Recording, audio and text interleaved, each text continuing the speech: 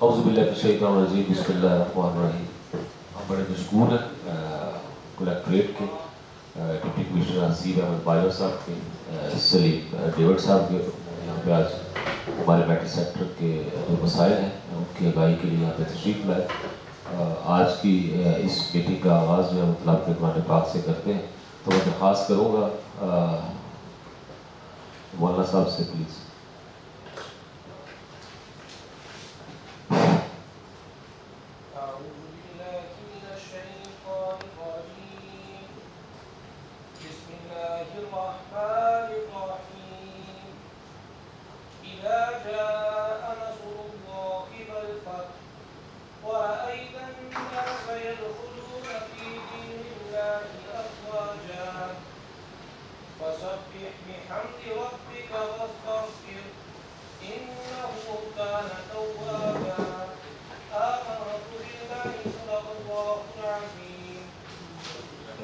जी जज़ाकल्लाह। सारे metal sector के जो दोस्त यहाँ पर तशरीफ़ लाए उनका भी बड़ा शुक्रिया। हमारे जो मसाइल हैं क्योंकि गुजरावाला मेटल का हब है, हमारा सारा काम ही जो है मोस्टली लोग जो है वो फेरस नॉन फेरस से रिलेटेड हैं। तो इस तरह के जब BFS पहले बंद हुआ अभी बहाल हुआ है तो स्मूथली इसको कैसे चलना है, कंप्लाइंस बिजनेस कम्युनिटी ने कैसे करनी है और कस्टम्स में जो है वो क्या नई चेंजेस आई हैं उसके बारे में मैं अभी दरख्वास्त करूँगा हसीब अहमद बाजवा साहब से कि वो आगाही दे दें।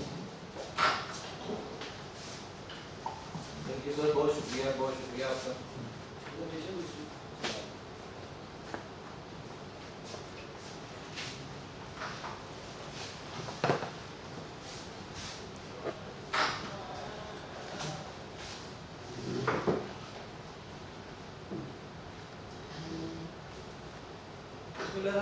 जैसे हम सब जानते हैं कि SRO 1435 के बाद जो मेटल सेक्टर एक्सक्लूड हुआ था वो इस SRO के बाद दोबारा इंक्लूड हो गया है।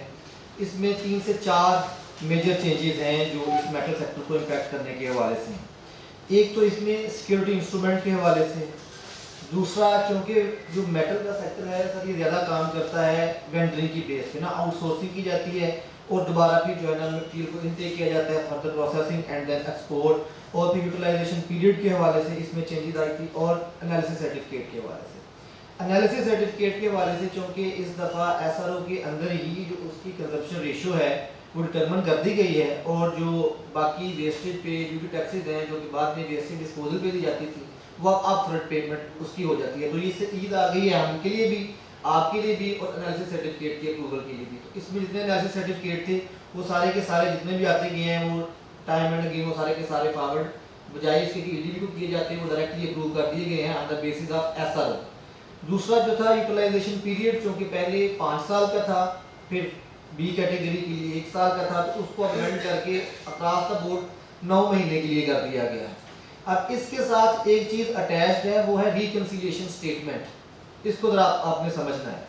रिकंसिलिएशन स्टेटमेंट जो भी न्यू एंट्रेंट्स हैं EFS में उनकी अब क्वार्टरली होती है, यानी कि 3 महीने के बाद हुआ करेगी रिकंसिलिएशन स्टेटमेंट। जैसे कि पहले यूटिलाइजेशन पीरियड था 5 साल का, तो उसमें डिफरेंट कैटेगरीज के लिए आइदर 1 ईयर और 6 मंथ्स था। तो अब जो इसकी रिकंसिलिएशन स्टेटमेंट है उसका क्वार्टरली हो गया है, 3 महीने के बाद सबमिट हुआ करेगी। एंड द बेनिफिट इज कि जो आपका कोटा डेबिट क्रेडिट है वो सारे का सारा रिकंसाइल हो जाता है, जिससे आपकी स्टॉक मनी जो है वो दोबारा से यूटिलाइजेबल हो जाती है। तीसरी जो अहम चीज़ है वो है सिक्योरिटी इंस्ट्रूमेंट के हवाले से। मैं इसको जल्दी वाइंड अप इसलिए करूँगा, एक तो जुम्मे का टाइम है और दूसरा क्योंकि प्राइमरी पर्पस जो है वो है आपसे इनटेक लेना, ताकि वो इनटेक लेके तो ऐसा में एक तो अमेंडमेंट्स आनी है तो हम टाइमली जो आपका इनपुट है वो बोर्ड तक पहुंचा सकें, ताकि उसके हवाले से कोई अमेंडमेंट अगर डालनी है रूल्स में तो वो डाल सके। वो सिक्योरिटी इंस्ट्रूमेंट के हवाले से अब जो कैटेगरी ए है उसमें $20 मिलियन की जिसकी एक्सपोर्ट है उसके लिए जो PDC और इंडेमनिटी बॉन्ड है, पोस्ट डेबिट चेक और इंडेमनिटी बॉन्ड। जो इससे कम है उसके लिए इंश्योरेंस गारंटी या फिर बैंक गारंटी और इंडेमनिटी बॉन्ड। अब इशू इसमें ये आ रहा है कि चूँकि FBR ने अभी तक नोटिफाई नहीं की इंश्योरेंस कंपनीज जो AA++ रैंकिंग की हैं, और ना ही इंश्योरेंस गारंटी का टेम्पलेट दिया है। तो उसके साथ अटैच प्रोवाइजो ये है कि जब तक ये डबल प्लस कैटेगरी की जो इंश्योरेंस कंपनीज हैं ये नोटिफाई नहीं होती और इंश्योरेंस गारंटी का टेम्पलेट नहीं आता, तब तक हमने बैंक गारंटी पे प्रोसीड करना है। जब उसकी नोटिफिकेशन हो जाएगी तो हमारे इस पे प्रोसीड करेंगे। अभी हमारे पास 27 पेंडिंग एप्लीकेशन है specifically related to Gujranwala sector, और वो प्रोसेस इसलिए नहीं हो पा रही क्योंकि जो ट्रेडर्स हैं, मैन्युफैक्चरर्स हैं आप जैसे, वो बैंक गारंटी की बजाय प्रेफर करेंगे इंश्योरेंस गारंटी को। तो इंश्योरेंस गारंटी चूंकि अभी तक नोटिफाई नहीं हो पाई, इसलिए हम उसको प्रोसेस नहीं कर पाए। अगर somebody is willing कि वो इसको इंश्योरेंस गारंटी से बैंक गारंटी पे स्विच कर जाए तो उसकी एप्लीकेशन जो है ना स्पीडली प्रोसेस हो सकती है। अदरवाइज हमारे पास एक ही ऑप्शन है, वो ये है कि फिर हम उसका इंतजार करें। यहाँ हम अपने पार्ट में भी हमने बोर्ड को लिखा है कि इसको एक्सपेडाइट किया जाए, ministry of law and justice इसको जल्दी बैठ करवा के इशू किया जाए। आप एज एन चैम्बर भी अगर इसको परसू कर सकते हैं तो आप भी अपने पार्ट में इसको जो परसू करने वाला काम है वो करें। अब ये A, B1, B2 इन तीनों कैटेगरीज में या C में भी जहाँ पे पिछले SRO में 301 में इंश्योरेंस को एक्सक्लूड कर दिया गया था, इस SRO में दोबारा इसको इंक्लूड कर दिया गया। लेकिन चेंज ये आई है कि बोर्ड नोटिफाई करेगा AA++ कैटेगरीज की जो इंश्योरेंस कंपनीज हैं उनको, और एक स्पेसिफिक टेम्पलेट होगा इंश्योरेंस गारंटी का जो इंश्योरेंस कंपनी इशू किया करेगी टू द मैन्युफैक्चरर, जो कि EFS ऑथराइजेशन लाइसेंस होल्डर होगा, वो अभी तक नहीं आया।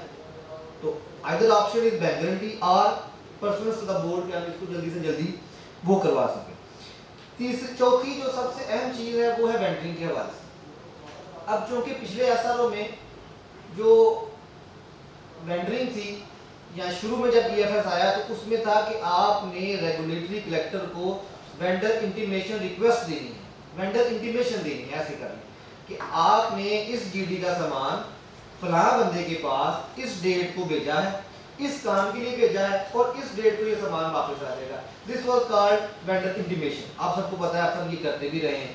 अब इस SRO में इसको कर दिया गया है वेंडर इंटीमेशन को वेंडरिंग अप्रूवल के साथ, और साथ जो भी EFS ऑथराइजेशन होल्डर होगा वो इसको सिस्टम में अप्लाई करेगा। अब इशू इसमें यह है कि सिस्टम में VBOK में इसका मॉड्यूल एग्जिस्ट नहीं करता। अब वेंडर इंटीमेशन हमारे पास आती रही है, बेशुमार यूनिट्स की आती रही है, हमने उसको वेंडर इंटीमेशन के हवाले से प्रोसेस किया है, ऑलमोस्ट 1 महीना तकरीबन प्रोसेस किया है। लेकिन सडनली ये चीज़ें इरप्ट होना शुरू हो गई थी कि चूंकि सिस्टम में या लॉ में वेंडर इंटीमेशन नहीं है, वेंडर अप्रूवल है, तो हम वेंडर इंटीमेशन क्यों एक्सेप्ट किए जा रहे हैं? इससे आपको भी इशू हो सकता है, हमको भी इशू हो सकता है। इसमें मसला ये आता है कि ये अंडरस्टैंडेबल सिचुएशन है कि मेटल का काम सारे का सारा इन हाउस नहीं होगा, पॉसिबिलिटी नहीं है। जो भी बड़ा काम करने वाले हैं उनको इसकी आउटसोर्सिंग करनी पड़ती है, जो कि लॉ अलाउ भी करता है। लेकिन फर्दर इसको इंटीमेशन को नहीं लेके चला जा सकता, हमें इस पे अप्रूवल पे स्विच करना ही करना है। इसलिए हमारे लिए भी मसाइल पैदा हो सकते हैं, आपके लिए भी हो सकते हैं। ठीक है, हमने अब वेंडर इंटीमेशन पे नहीं जाना, वेंडर अप्रूवल पे जाना। इसका कलेक्टर साहब से प्रॉपर डिस्कशन हुआ है और उसका हल ये निकाला गया है, जो कि अगर हम सब एग्री हो जाते हैं इस पे कि जो कि सिस्टम में इसका वो है नहीं, तो आप वेंडर इंटीमेशन के बजाय वेंडर अप्रूवल की मैनुअल रिक्वेस्ट दे दिया करें। हम उसको with in span of 7 days उसको प्रोसेस करके आपको इंटीमेट करते हैं। आपको जितना भी जिस GD का जितना सामान भी है, जिसके पास भी भेजना है आप उसको भेजें। लेकिन अभी इस तरह से वेंडर इंटीमेशन के हवाले से करेंगे तो उसका तो मसला ये आता है कि चूंकि लॉ उसको अप्रूवल के तौर पे देखता है और फिर कलेक्टर साहब को शिकायतें जाती हैं इस लिहाज से कि फलां बंदे ने फलां सामान जनाब फलां के पास भेजा। तो इस छोटी छोटी चीज़ पे हम आगे स्टॉप टेकिंग नहीं कर सकते, और ना ही मुनासिबत है कि एक बंदे ने माल उसके पास भेजा है, हम इस बात पे आगे स्टॉप टेकिंग करना शुरू करते हैं, जो कि अंडरस्टैंडेबल काम है कि उसने आउटसोर्स करना ही करना है।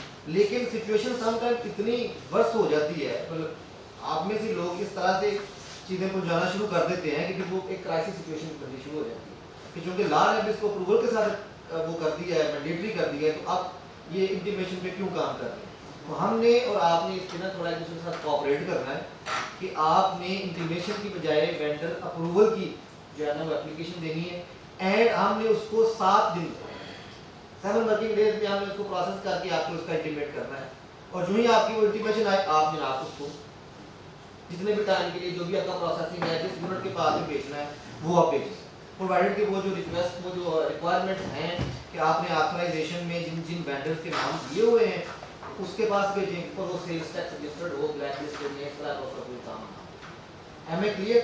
इसमें तो मगर ये 7 दिन जो है ना ये बहुत ज़्यादा लंबी प्रोसेस हो गई है कि माल कैसे हो गया है कि मैंने आज एप्लीकेशन दी है और उसको 7 दिन का हमने इंतज़ार करेंगे, 7 दिन बाद हम उस माल को प्रोसेस करने के लिए भेजें, फिर 1 हफ्ता उसको प्रोसेस लगेगा, फिर आगे हमारे पास टाइम भी उस पर स्टोर करने का कम है, 9 महीने है, वो किस तरह ये तो इसको तो मैक्सिमम 3 डेज होना चाहिए, अगर होना भी चाहिए। अपन तो इंटीमेशन ही ली है, चले आप एस में अप्रूवल आ गई है तो उसका हाल ये है कि मैक्सिमम 2 और 3 डेज दिया जाए और ये कलेक्टर तक अगर फाइल जानी है तो उसमें भी एक बहुत लेंथी प्रोसीजर है कि किस तरह वो फाइल लेके जाई जाएगी, पहले विजिट के लिए इतनी रिक्वायरमेंट्स हो गई हैं, इसको कैसे पूरा किया जाए। अच्छा, ये टेक्निकली वैसे 3 दिन ही है।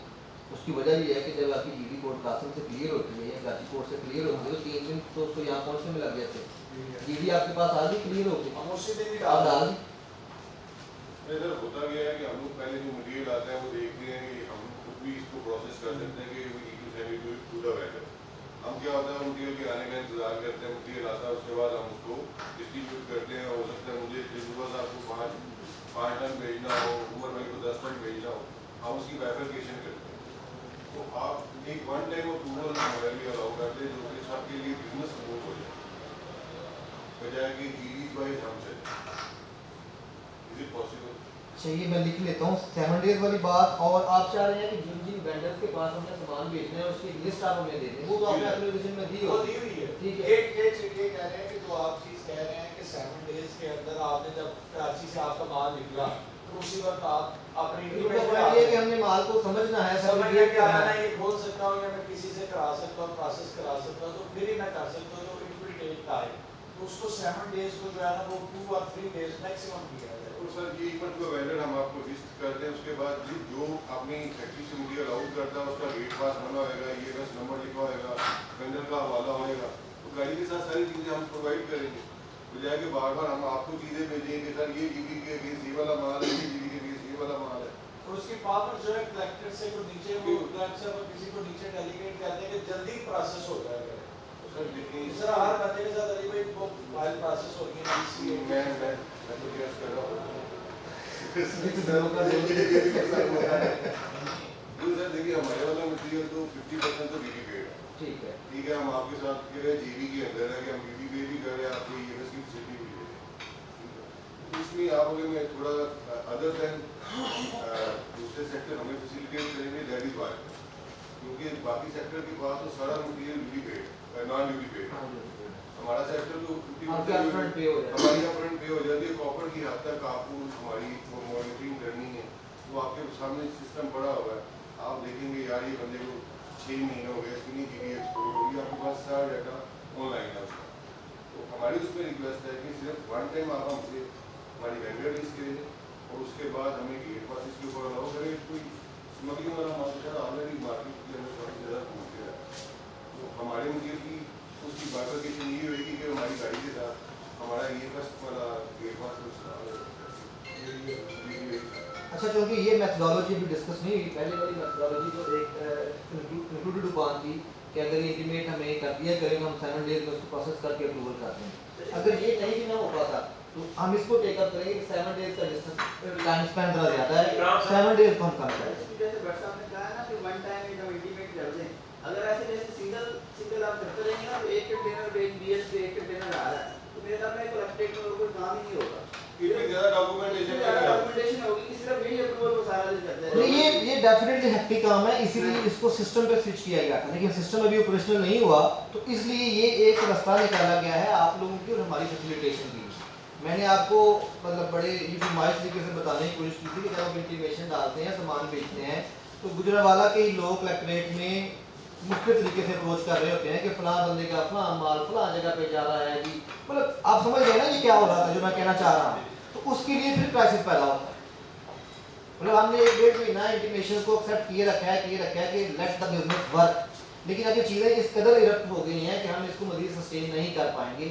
इसलिए हमने कहा है कि दिस इज लॉजिकल कि 7 दिन की बजाय इसको कम कर दिया जाए, मतलब इसको हम जल्दी कोई मेथडोलॉजी ऐसी बनाई है, डेलीगेशन ऑफ पावर कर दी जाए, या जितनी भी इंटीमेशन एक दिन में आती हैं उनका एक इकट्ठा ही अप्रूवल हो जाएगा, बजाय इसके कि person to person charge EMS plan है, उस तरह चार्ज किस तरह का एक बना दिया जाए कि वो ही एक डेटा बनता है जो हाँ। करते कि अगर फाइल उसी तरह चलनी है कि हमने पीए को सबमिट की, उसने फिर ट्राइसाबाद से भेजी, एक minute, it can take time, और ये डिबेटेबल है, ठीक है। बंदा इधर ही हर फैक्ट्री वाला अपना बंदा तो पढ़ाएगा, ठीक है, एक समझे ऑफिस खोलेगा, यही कहना कि वो जाके जी जाओ जी अपनी फाइल 7 दिन के अंदर कराओ।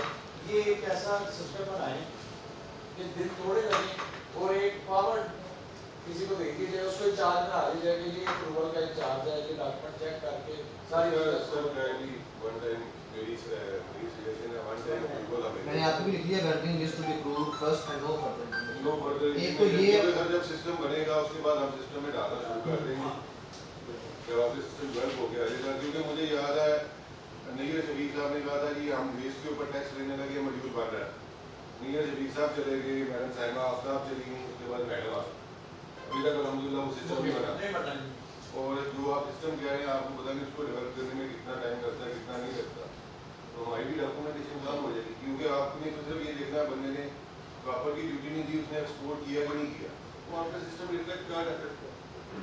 ऐसे ही नहीं, ये चूंकि मैं इसलिए इस पे एग्री नहीं की इसलिए कर रहा हूँ कि ये डिस्कस नहीं टॉपिक है, 7 दिन वाला फैक्टर से डिस्कस हुआ था, लेकिन हम इसको यहाँ तो इस तरह से करेंगे कि जितनी भी पार्टीज की जो ऑथराइजेशन में उनके वेंडर्स की लिस्टें मौजूद हैं, यहाँ तो हम उनको प्रॉपर नोटिफाई कर देंगे, आप इनके साथ इनको सामान भेज सकते हैं, और हम ये लीस्ट ऑप्शन कि हम 7 डेज के स्पैन को कम करके 3 डेज या 2 और 3 डेज पे ले आए, और एक बंदा स्पेसिफिकली इस पर डिप्यूट कर दिया जाए जो कि इसको प्रोसेस करके सेम डे और maximum second day, third day, 3 दिन से ऊपर ना जाए, उसके अंदर इसकी इंटीमेशन, और बजाय इसी कि इसको इशू किया जाए फौरी तौर पे वो बेशक उसका फोटो लेके व्हाट्सएप कर दिया करे पार्टी को, उसके एजेंट को, तो भाई आपकी होगी आप बेशक माल बजाय इसी कि डाक इशू हो, डाक अगले दिन उसके पास पहुंचे, तो ये एक इलेक्ट्रॉनिक कम्युनिकेशन के जरिए उसके लिए आसानी हो जाए।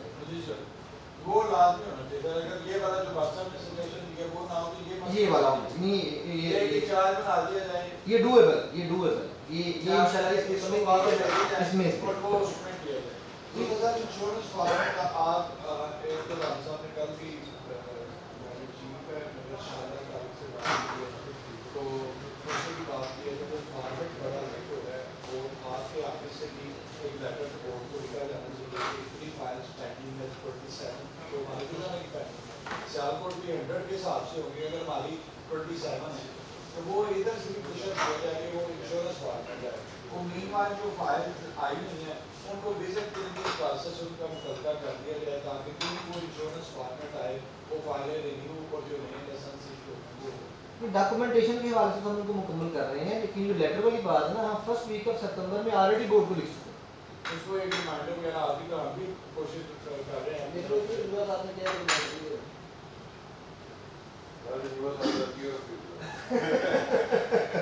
अच्छा, एक सर यार ये बड़ी पर्सनल सी और प्रोफेशनल दोनों ही है, वो ये है कि कुछ लाइसेंसेस ऐसे हैं जो अंडर सस्पेंशन और कैंसिलेशन चल रहे हैं, ठीक है, इसमें ये एक मेथडोलॉजी है कि जनरली स्पीकिंग कस्टमर वाले कोई आपके मुखालिफ नहीं है, कोई आपके दुश्मन नहीं है, ना हम इसलिए बैठे हैं कि हमने आपके साथ कोई दुश्मनी निभानी है, ना ही यार को हमारा ऐसा मकसद है।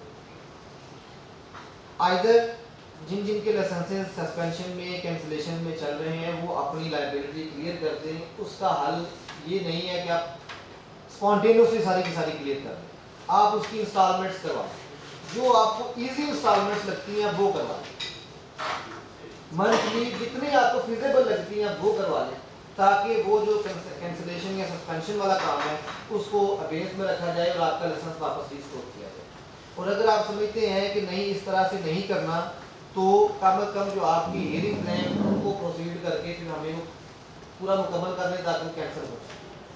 यार नहीं कैंसिल होगा तो काम दोनों में से एक काम एक काम इन एनी केस ठीक है। पेंडिंग में ना पेंडिंग में ना। ये दो बंदे सर मेजर हैं, अगर हम रजा राइन साहब को मुझे दुआ था ये हमारे दो मेजर कंसल्टेंट हैं, मेरे पास तो कोई ऐसा केस कोई ये और सर है ठीक है, इसमें आपको जो आसानी लगती है ना कि आपकी जो यूनिट है, आपकी जो फाइनेंशियल स्ट्रेंथ है, उसके हवाले से आप मंथली इतनी इंस्टॉलमेंट्स पे कर सकते हैं, आप उसका एक शेड्यूल बनवा लें और इस तरह से ग्रेजुअली ऐसा ऐसा पे करते रहें ताकि आपकी जो लीगल प्रोसीडिंग चल रही हैं वो भी खत्म की हो सकें, जो आपकी सस्पेंशन या कैंसिलेशन के लिए चल रही हैं वो भी खत्म हो सके। Otherwise cataract will left with no option कि हम इस पर पार्टी डिसाइड करके कैंसिल करें। फिर उसके लिए फिर मजीद हफ्ते कि आप इसकी अपील में जाएंगे, लाइबिलिटी वहीं की वहीं पड़ी रहेगी, तो एक अजीब मैस क्रिएट होगा ना। तो बेहतर ये है कि आप इसकी इंस्टॉलमेंट अपनी ईज के मुताबिक करवाएं।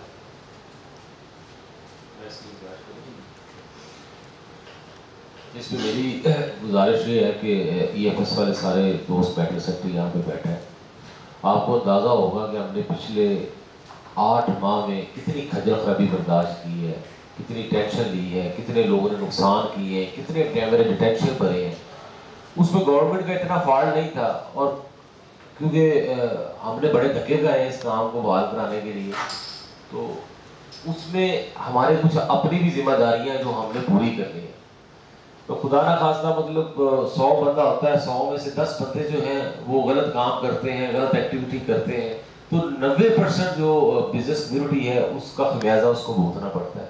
क्योंकि जब कोई फैसिलिटी मिलती है तो वो आपकी आसानी के लिए मिलती है, अगर वो बंद होती है तो उसके बाद खजल खराबी हो जाती है। तो अभी ये आपकी जिम्मेदारी है, इतना अच्छा मॉड्यूल जो है वो बन गया है, इतना अच्छा गवर्नमेंट ने दोबारा जो फ़ायदा जो है वो आपके लिए हो गया है, और नीट एंड क्लीन हो गया कि लोहे का टैक्स देना, कॉपर एक्सपोर्ट करना है, कस्टम के लिए भी आसानी होगी और आपके लिए भी आसानी हो गई है। तो मेरी तो सबसे ये रिक्वेस्ट होगी कि कलेक्ट्रेट को, कस्टम को भी जो है वो साथ लेके चले। इन फ्यूचर जो है अगर 2-4 बंदे भी कोई गलत एक्टिविटी करेंगे तो सारी बिजनेस कम्युनिटी जो है, सारा मेटल सेक्टर उसका नुकसान जो है वो भुगतता है। ये बड़ी अच्छी बात है, बात की मैंने खुद भी करनी थी। तो जिन जिनके कोई पेंडिंग मामला हैं वो दूर जो है वो करें। 9 माह भी एक्सपोर्ट के लिए बहुत ज़्यादा टाइम होता है, जिसने एक्सपोर्ट करनी होती है 9 माह में, तो एक्सपोर्ट करनी हो तो 2 माह में हो जाती है। तो और भी जो मामला पेंडिंग चल रहे हैं, तो इसके लिए मेरी तो यही रिक्वेस्ट है कि दोबारा हमें वो परेशानी जो है वो दोबारा देखनी ना पड़े। और मैं आपको एक बात बता दूं, अगर EFS इस दफ़ा मेटल का गया तो फिर वापस नहीं आना, फिर जो है ना वो दोबारा वो कहते हैं ख्वाबों में मिलेंगे। तो आपकी मेहरबानी है। मैंने तो 3 माह एक्सपोर्ट का कहा था, उन्होंने तो फिर भी जो है वो बड़ा टाइम दे दिया। तो इसके लिए ये है कि आपस में जो है वो जो मिल के चले। दूसरी साहब मेरी ये गुजारिश है, जैसे भट्ट साहब ने घुमाया कि लोहे का टैक्स तो हम वहाँ पे दे के आ जाते हैं।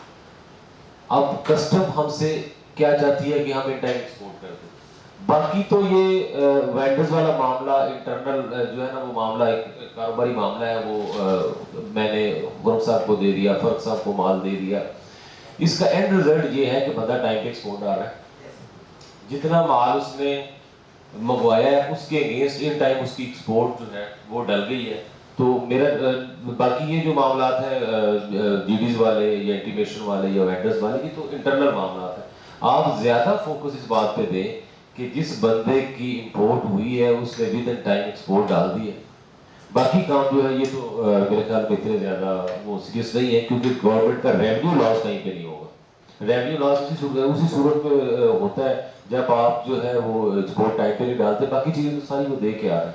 तो इसके लिए थोड़ा सा कलेक्टरेट को भी चाहिए फ्लेक्सिबिलिटी रखे और हम पे एतमाद भी रखे कि एक्सपोर्ट जो है वो ये लोग डालेंगे। हाँ, अगर किसी ने एक्सपोर्ट नहीं डाली तो उसके लिए जो है ना चैम्बर सिफारिश करेगा और ना हम सिफारिश करेंगे।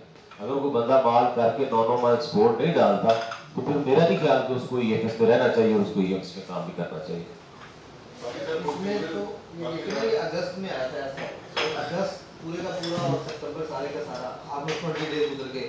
हमने इंटीमेशन कोई प्रोसेस किया है, ये फैसिलिटेशन थी, हमने किसी बंदे को किसी किस्म का कोई इवन को नोटिस या कॉल भी नहीं की कि यार आप अप्रूवल्स लें, सिस्टम में ये करें, एप्लीकेशन इस तरह से देखिए एटलीस्ट वो बंदा कम्युनिकेट कर रहा है कि ये सामान मैं फलां बंदे के पास भेज रहा हूँ, तो एटलीस्ट उसमें कंप्लायंस की जो है ना वो सेंस मौजूद है कि वो ये कंप्लायंट रह के अपने सिस्टम को अपनी अथॉराइजेशन को यूटिलाइज करना चाहता है। लेकिन सर जो मैंने दूसरी गुजारिश की ना, उसकी वजह से अब इरप्शंस क्राइसिस कितनी ज़्यादा हो रही है कि मोबिलाइज होना पड़ गया है। और you know Sialkot Collectorate is much away from Gujranwala, so news is reached there from Gujranwala sources. It's always you guys who go against each other. ठीक है, तो इसलिए मोबिलाइज होना पड़ा है कि आप इसको कंप्लायंस के तरीके से चलाएंगे तो बेहतर चलेगा। जैसे एक नया फिनोमेना है ऐसा को ये कि जितने भी कुछ ऐसे यूनिट्स हैं EFS के जो प्रीमिसेस ऐड नहीं करवाते और NTN पे एड्रेस ऐड करवाते और फिर वो ये एक्सपेक्ट करते हैं कि चूँकि NTN पे हमारा एड्रेस एडेड है तो उसको EFS ऑथराइज्ड प्रीमिसेस कंसीडर किया गया। ऐसा नहीं होता। आपने NTN पे एड्रेस ऐड करवा लिया है तो कोई मुशक्कत वाला काम नहीं है कि आप एप्लीकेशन सबमिट करवा दें, हम उसका विजिट करेंगे, हम आपकी प्रीमिसेस ऐड कर देंगे। बजाय इसके कि आप NTN पे एड्रेस ऐड करके ऑनलाइन तो इस बात पे रिलाई करें कि मेरी ऑथराइज्ड प्रीमिसेस हो गई है, वो नहीं हो पाएगी अनटिल एंड अनलेस तो उसको EFS ऑथराइज्ड प्रीमिसेस डिक्लेयर किया जाए प्रॉपर अप्रूवल के साथ। तो आप जब उसको ऐड करवाएं तो साथ EFS के लिए एप्लीकेशन दे दिया करें कि इसको EFS ऑथराइज्ड प्रीमिसेस डिक्लेयर कर दिया जाए, फिर उस पर रिलाई ना किया जाए। ठीक, आप समझ गए? और कोई सवाल? और ये जो मौका दें किसी ने तो हाउस ओपन है जी, किसी ने क्वेश्चन करना तो कर ले, वरना फरूख साहब तो आपकी नुमाइंदगी कर रहे हैं माशाल्लाह। क्वेश्चन है जी किसी का? मेरे को आपको सारी बातें राम साहब क्वेश्चन है इसके अलावा कोई आप EFS से मतलब समझते हैं? ये जो इन्वेंटरी के अलावा एनालिसिस के अलावा उसके अलावा ये है कि थोड़ा सा जो कुछ वो इशू इस तरह का है कि कुछ आपके जो इंस्पेक्टर होते हैं ना ब्लैकमेलिंग करते हैं, कांटे में गाड़ी खड़ी है, रक्षा खड़ा है, कोई चीज़ खड़ा है, उसको पकड़ लेंगे, उसको कहेंगे हाँ जी आप नाम दिखाओ, क्योंकि अब EFS का माल भी जा रहा है, दूसरा लोकल माल भी ट्रेड हो रहा है, तो वो जिसकी वजह से हार्ट थोड़ी सी ना इस तरह की सजा जो रहती है जो सूटेबल नहीं होती। तो बैंकिंग को थोड़ा उसका मैकेनिज्म इस तरह रखें कि ये चीज़ का काम ना हो कि वो जब जाके ऑटो के कंधे पे जाके छुपके बैठे रहते हैं और कोई चिंची वाला भी आता है, कोई दूसरा आता है, उसको पकड़ के खतरा कुतरा लेके फिर उसको नाम ये मामला चल रहा है।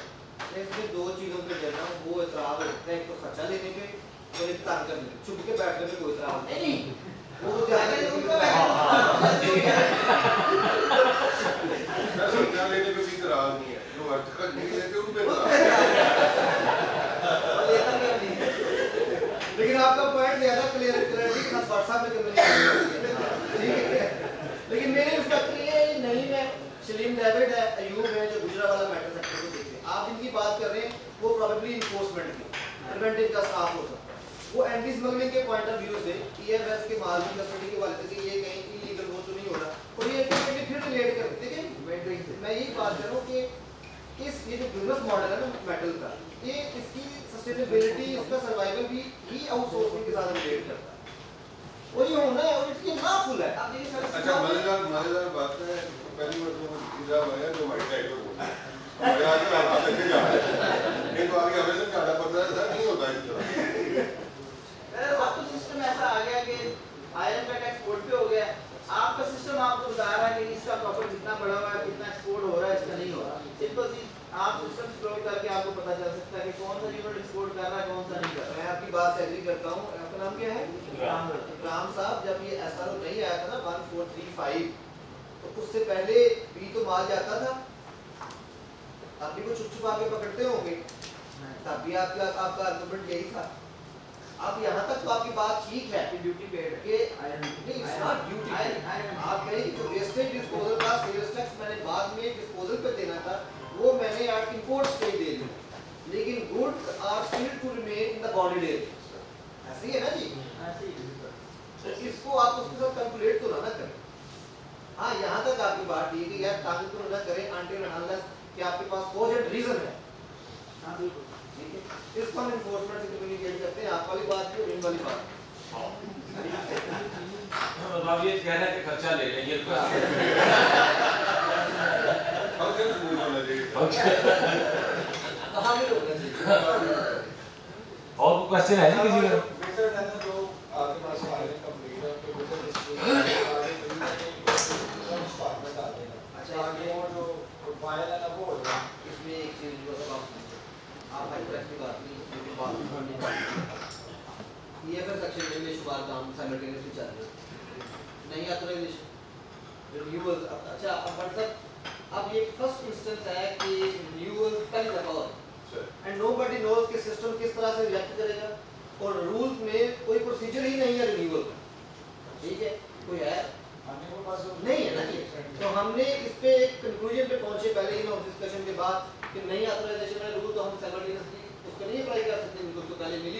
सो the rules have to get mild, ठीक है।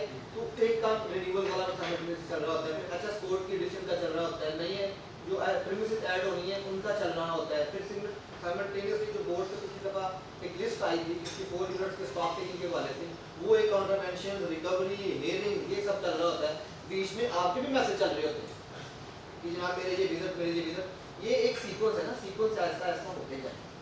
तो इसमें कोई असल में जंजुआ साहब की सर सही बात है, क्योंकि हमसे जो लेटर लेके जाते हैं उसके बाद जंजुआ साहब के पास या राम साहब के पास या बार बार हमारे पास आते हैं, सर मैंने बिजनेस करना था, मैंने मटीरियल बाहर कर दिया, मटीरियल ऑन द वे है, 40 डेज लगने थे, 20 दिन गुजर गया, 20 दिन बाद में टेन ऑन द प्रोग्राम। अब उसमें कॉस्टिंग उस बंदे ने की हुई है without duty and taxation, EFS की कॉस्टिंग की हुई है। वो 26-27 को यूनिट है सर, वन टाइम आपसे रिक्वेस्ट है कि यही एक प्रेशर है थोड़ा सा, ये नहीं करवा, उसके बाद स्मूथ हो जाएगा, उसके बाद एक एक दो होंगे, तो फिर आप रिन्यूअल वाले तो करते जा रहे हैं। रिन्यूअल करके कह रहे हैं कि जो पुराने हैं रिन्यूअल वाले उनके ऊपर भी 20 में डाला वाली शर्त हाँ, लगी। नए रूल में सारी बात है ये आपने है ना सर, तो पुराने वाला नहीं होगा। रेट्रोस्पेक्टिव इम्पैक्ट की तो हम बात ही नहीं कर रहे, हम ये कह रहे हैं कि चूंकि सिक्योरिटी इंस्ट्रूमेंट चेंज हुआ, सिक्योरिटी इंस्ट्रूमेंट चेंज हुआ, आपको ऑथराइजेशन ग्रांट हो रही है तो उसके पीछे तो सिक्योरिटी इंस्ट्रूमेंट तो देना है। हाँ, लेकिन अब सिक्योरिटी इंस्ट्रूमेंट ला कह रहा है कि आप इनसे देंगे बैंक गारंटी, यहाँ इंश्योरेंस गारंटी, और जब तक इंश्योरेंस गारंटी नहीं आती तब तक बैंक गारंटी। अब ये मैं भी समझता हूँ और आप भी समझते हैं कि आप ना बैंक गारंटी देना चाहते हैं, देना चाहते हैं आप इंश्योरेंस गारंटी का जब तक टेम्पलेट नहीं आएगा, यहाँ वो इंश्योरेंस कंपनी नोटिफाई नहीं होती, इनके जो पुराने रिन्यूअल था उन पे भी वो चीज़ एप्लीकेबल होगी। आप जब उन्होंने रिन्यूअल पे आना है, आपको जब जिनकी ऑथराइजेशन का भी टाइम चल रहा है, वो तो चल रहा है। जब उसे रिन्यूअल की स्टेज पे आना है, फिर उसको सिक्योरिटी इंस्ट्रूमेंट के हवाले से प्रोसीड करना होगा। सर मामला ये थोड़ा सा वहाँ से जो है ना ये पूरी पार्टी में कहते हैं जो 10 दिन हो जाएगा, नहीं, मैं फिर वो भी- कहो कि ना डेट तो भी ना लगेगा, ताकि पार्टी उसके हाथ करे बचे।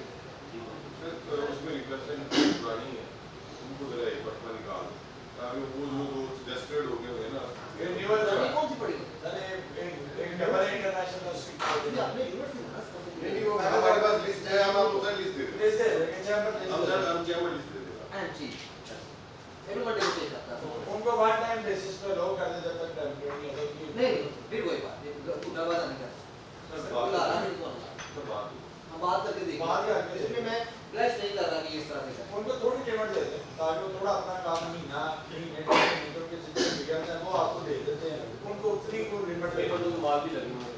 माल भी लगे हुए हैं, डेफिनेट टेंशन है कि आज आ रहा है टेम्परेचर कल आ रहा है, वो आप लोग सब अटार्नी जनरल ऑफिस से आके उधर आएगा, उधर से फिर उन्होंने उसको फॉर्मेट में आके भेजा, उधर से फिर अब इस कुछ बोर्ड को दोबारा मंसूब भी करते हैं, हाँ टेलीफोनिकली भी और लिखेंगे, ठीक है।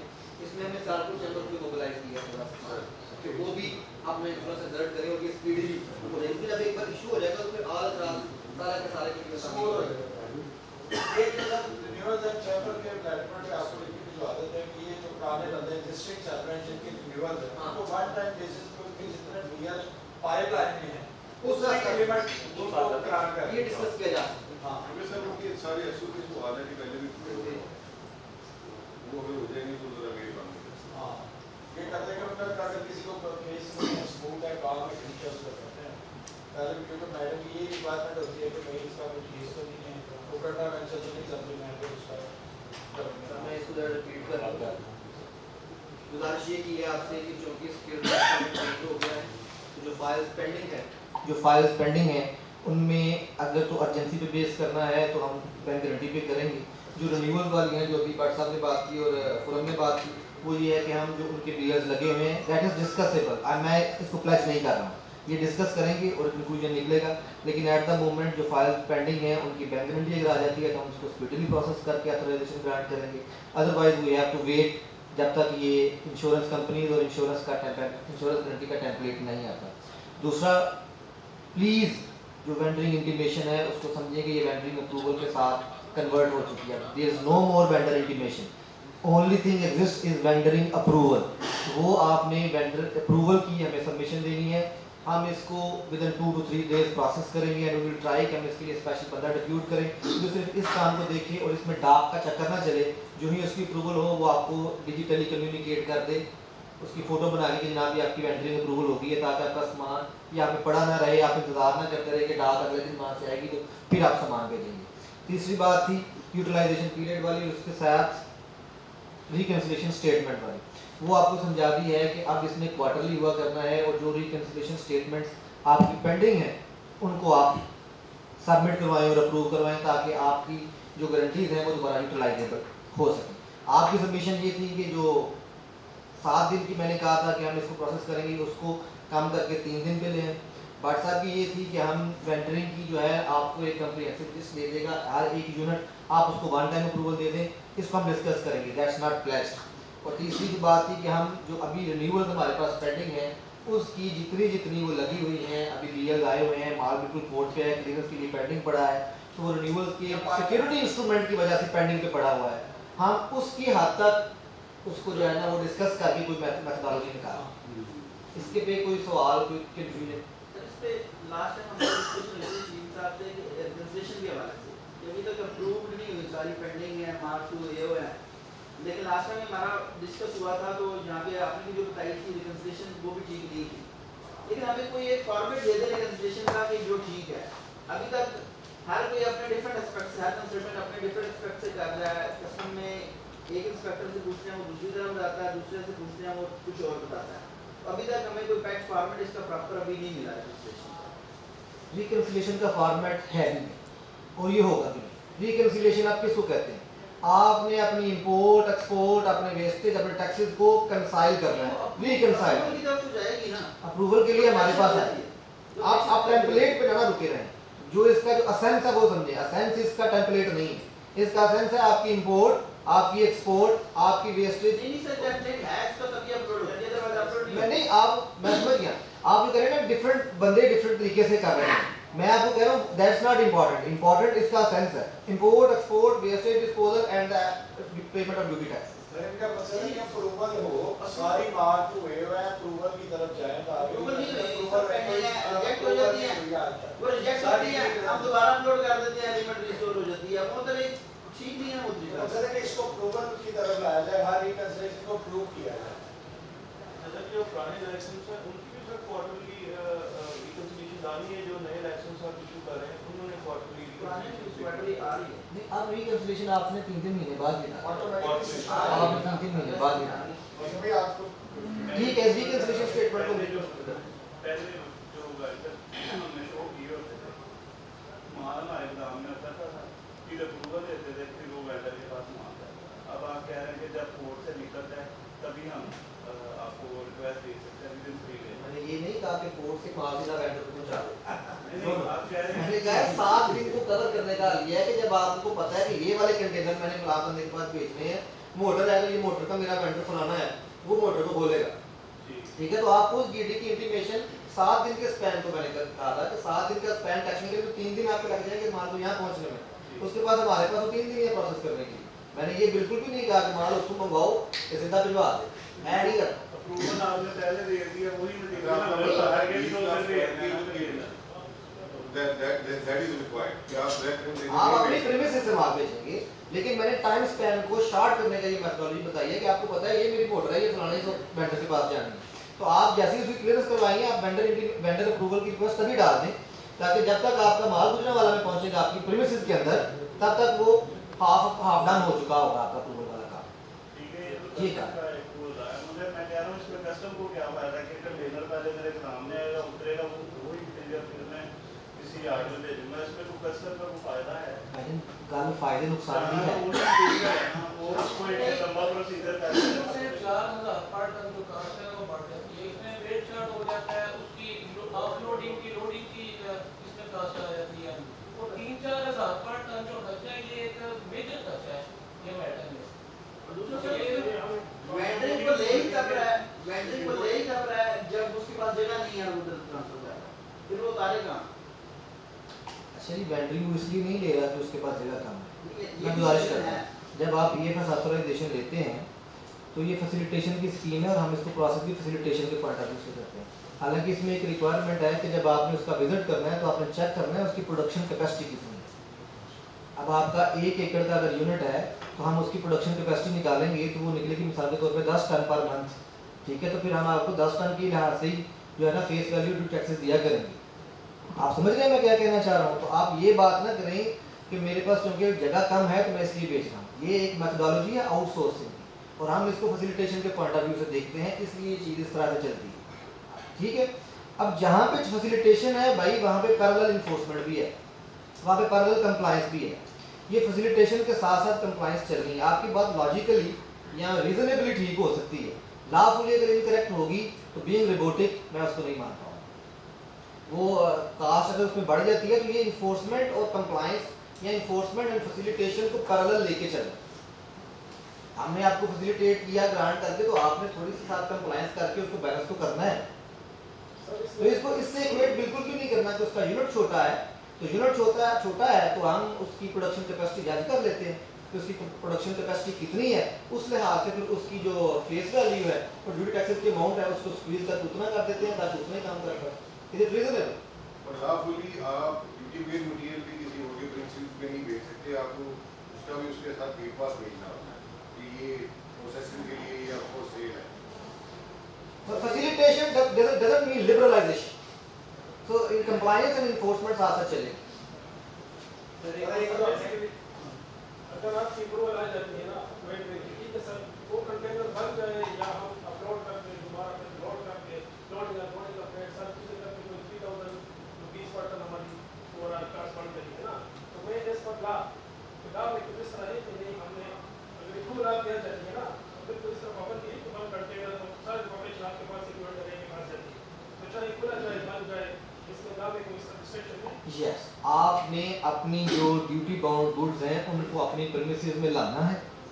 देन आपने किस क्वांटिटी किस बंदे के पास किस डीडी का कितना माल किस डेट को बेच रहे हैं, वो माल किस तरह से प्रोसेस होकर किस तरीके को वापस आएगा, ये आप एक एनेक्चर है, एनेक्चर 6 है ईएफएस रूल्स का, उसका एक एनेक्चर है जिसमें वेंडरिंग के साथ पूरी अपनी डिटेल्स देते हैं। ये डीडी है, इसका ये सामान है, इस डेट को इस बंदे के पास जिसका एनटीएन एसटीआरएन ये है, इस मकसद के लिए जा रहा है, इस डेट को ये बन के वापस आएगा। यही सवाल है, मतलब आपने इतनी इसमें हम ले आए पूरा बंद कर दे, ठीक है जी, वही पूरी चीज हम शिफ्ट कर रहे हैं साहब को अपनी मिसेस में कानून को फॉलो करके ले आए, ठीक है जी, वही आप उनको पूरी जीडी दे रहे हैं, फिर आपके यूनिट पे क्या हो रहा है? पूरी चीज के कैसे इनके सब पूरी नहीं, वो कह रहे हैं कि मेरे पास 10 कंटेनर थे, मेरे और पास मैं जैसे ही आउटसोर्स करने के लिए भेजते हैं तो कस्टमर को क्या है, इजाजत भेज दो। सर मैं 10 कंटेनर थे, मेरे पास 11वां आ गया, मेरे पास इन हाउस नहीं कर सकता, मैं वेंडर को भेजना चाह रहा हूँ। आप ये बताएं कि मैंने वो कंटेनर बंद का बंद अपने यार्ड में क्यों लेके आना है, ताकि मैं अपने यार्ड से ला के वो सारा अनलोड करके ट्रॉली में दूसरी जगह नहीं भेजता हूँ, मैं उसको डायरेक्ट क्यों नहीं भेज सकता? अप्रूवल आपसे लेके जब इंटीमेशन मैंने यही बात समझाई है कि फैसिलिटेशन के साथ कंप्लायंस चल रही है, और कंप्लायंस ये है कि आपका जो ड्यूटी बाउंड मटेरियल है वो आपके बॉन्डेड एरिया में आना है। आप इस बात को समझिए कि जिस तरह से ईपीजेड एक बॉन्डेड एरिया है ना, आपकी जो ईएफएस की प्रीमिसेस है वो एक बॉन्डेड एरिया है।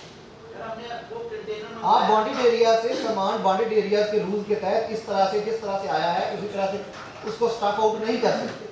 आपने उसकी मेथोडोलॉजी को अपनाना है कि ये वाला सामान अगर आप इस तरह से करेंगे तो जो वेरी रैशनल है वो ही ड्रॉप डाउन हो जाएगा, वो खत्म हो जाएगा। आप या तो फिर जैसे उन्होंने बात की ना कि मेरे पास कैपेसिटी नहीं है, आप इसको कैपेसिटी की बेस पे नहीं लेके जाते, आप इसको इनहैंसमेंट ऑफ प्रोडक्शन के लिए लेके जाते हैं। जो इसका रैशनल है वो इनहैंसमेंट ऑफ प्रोडक्शन, आपने उसको अपने बॉन्डेड एरिया में लेके आना है। आप शायद इस बात को नहीं समझ पा रहे हैं कि बॉन्डेड एरिया और टैरिफ एरिया में फ़र्क है। आपका जो ईएफएस का लाइसेंस है उस पर जो आपका एड्रेस है जिसकी ये 4 दीवारी है जो विजिट किया जाता है वो एक बॉन्डेड एरिया है। बॉन्डेड एरिया में आपका बॉन्डेड सामान पहुंचना लाजमी है। वहां से जो रेक्विजिट मटेरियल है जो आपने आउटसोर्स करवाना है वहां से निकल के जाएगा। Not in the very position container आया, कंटेनर खड़ा रहा, इंटीमेशन की अप्रूवल आई, उसी गाड़ी पे वहां भी जो आ गया। This refers to violation. Sir एक कंटेनर आया मेरे हाउस में आ गया, मैंने उसको अनलोड कर दिया, उसी कंटेनर में लोड करके दूसरे में भेज दिया था, क्या कस्टमर को इससे नहीं देखिए, आपने उसी में ऑफलोड कर दिया, उसी में अनलोड कर दिया, ये तो आपकी क्वेश्चन मेथोडोलॉजी है। ये सवाल ये ख्वाहिशात मेरा उससे ले आए, ये ख्वाहिशात बता दिया कि ये नहीं हो सकता, चाहे आपने या, बाल अंदर करा उसमें देसी लफ्ज़ों में समझो, इधर वो ना ही समझो इसका।